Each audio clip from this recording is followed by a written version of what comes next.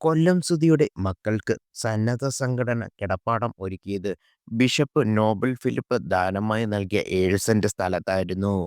എന്നാൽ സ്ഥലം ദാനമായി കൊടുത്തതിന്റെ പേരിൽ അന്നു മുതൽ പല വിധത്തിലുള്ള പരിഹാസങ്ങളും വിമർശനവും ബിഷപ്പിന് നേരിടേണ്ടി വന്നു. രേണുവും ബിഷപ്പിനെ പരിഹസിച്ചും വിമർശിച്ചും വീഡിയോകൾ ചെയ്തിരുന്നു.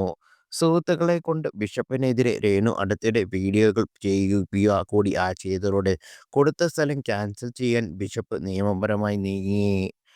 7 ദിവസത്തിനകം ബിഷപ്പിനെ മോശമാക്കുന്ന രീതിയിൽ രേണുവും സുഹൃത്തുക്കളും ചെയ്ത വീഡിയോകൾ സോഷ്യൽ മീഡിയ പ്ലാറ്റ്ഫോമിൽ നിന്ന് നീക്കം ചെയ്തില്ലെങ്കിൽ ദാനം കൊടുത്ത സ്ഥലം ക്യാൻസൽ ചെയ്യുമെന്നാണ് വക്കീൽ നോട്ടീസ്.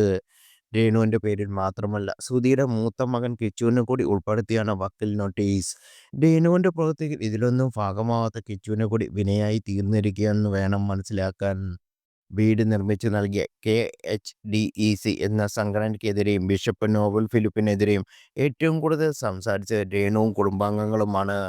എന്നാൽ കിച്ചു ഇന്നേ വരെ വീടും സ്ഥലവും നൽകിയവരെ നിന്ദിച്ച് സംസാരിച്ചിട്ടില്ല.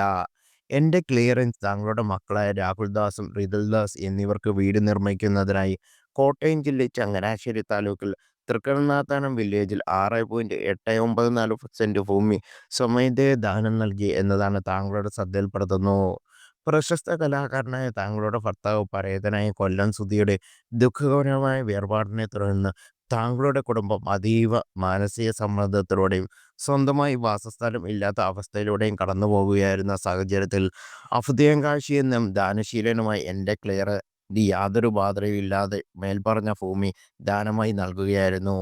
ഇതിനിടെ താങ്കളും താങ്കളുടെ മുതിർന്ന മകനും താങ്കളുടെ സുഹൃത്തുക്കളും ചെയ്യുന്ന സമൂഹത്തിലെ സംഭാവനകളുടെ വ്യക്തികൾക്കിടയിൽ എൻ്റെ ക്ലിയറൻസിൻ്റെ പ്രതിച്ഛായയ്ക്ക് ഗുരുതരമായ ഹാനി ഉണ്ടാക്കുന്ന തരത്തിൽ അപകീർത്തിപ്പെടുത്താനും അടിസ്ഥാനരഹിതവുമായ വീഡിയോകൾ പ്രസിദ്ധീകരിക്കുകയും പ്രചരിപ്പിക്കുകയും ചെയ്തതായി എൻ്റെ ക്ലിയറൻസിൽ കാണുന്നു. കൂടാതെ എൻ്റെ ക്ലിയറിൻ്റെ ഭൂമിയിൽ സ്ഥിതി വിവരങ്ങളും സൗകര്യങ്ങളെയും കുറിച്ചും അസത്യമായ അവകാശങ്ങൾ ഉന്നയിച്ച് ആ സ്വത്തിൻ്റെ മൂല്യം ഇടിച്ചു കുറയ്ക്കാനുള്ള ദുഷ്പരിതമായ ഉദ്ദേശത്തോടെ താങ്കൾ പ്രവർത്തിച്ചു വരികയാണെന്ന് വ്യക്തമാണ്. ഇത്തരമുള്ള പ്രവൃത്തികൾ യാതൊരു ന്യായീകരണവുമില്ലാത്ത നിയമവിരുദ്ധമാണ്. താങ്കളും താങ്കളുടെ സുഹൃത്തുക്കളും അടുത്ത ബന്ധുക്കളും ചെന്ന് എൻ്റെ ക്ലയൻറ്റിനെ അപകീർത്തിപ്പെടുത്താനുള്ള ഉദ്ദേശത്തോടുകൂടി അശ്ലീലവും അപവാദപരമായ വീഡിയോകൾ പ്രസിദ്ധീകരിക്കുകയും അതുവഴി എൻ്റെ ക്ലയൻറ്റിനെ സാമൂഹ്യ പ്രതിച്ഛായയ്ക്ക് ഗുരുതരമായ ക്ഷതം സംഭവിച്ചിട്ടുണ്ടെന്നും അറിയിക്കുന്നു. ഈ വീഡിയോകൾ വിവിധ സമൂഹമാധ്യമങ്ങളിൽ വ്യാപകമായി പ്രചരിക്കപ്പെടുകയും ആയിരക്കണക്കിന് ആളുകൾ അവ കാണുകയും ചെയ്തിട്ടുണ്ട്.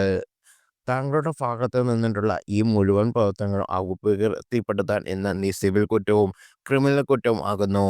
അതിനാൽ എൻ്റെ ക്ലയൻറ്റിന് ഇനിയും ഇത്തരം അപകീർത്തികരമായ അപവാദങ്ങളായ വീഡിയോകൾ പ്രസിദ്ധീകരിക്കുന്നത് ഉടൻ അവസാനിപ്പിക്കണമെന്നും ഇതിനകം പ്രസിദ്ധീകരിച്ചിരുന്ന എല്ലാ വീഡിയോകളും ഈ നോട്ടീസ് ലഭിക്കുന്ന തീയതിയിൽ നിന്ന് 7 ദിവസത്തിനുള്ളിൽ സമൂഹ മാധ്യമങ്ങളിൽ നിന്ന് നീക്കം ചെയ്യണമെന്ന് താങ്കളോട് ഇതുവഴി ആവശ്യപ്പെടുന്നു. ഇതിൽ വീഴ്ച വരുത്തുന്ന പക്ഷം താങ്കൾക്കെതിരെ അനുയോജ്യമായ ക്രിമിനൽ നടപടികളും യുക്തപരമായ നഷ്ടപരിഹാരങ്ങൾ ആവശ്യപ്പെട്ടുള്ള സിവിൽ നടപടികളും ആരംഭിക്കുന്നതെന്നും ദാനപത്രം റദ്ദാക്കാനുള്ള നിയമപരമായ ലഭ്യമായ എല്ലാ നടപടികളും എൻ്റെ ക്ലയൻറ്റ് സ്വീകരിക്കുന്നതായിരിക്കും.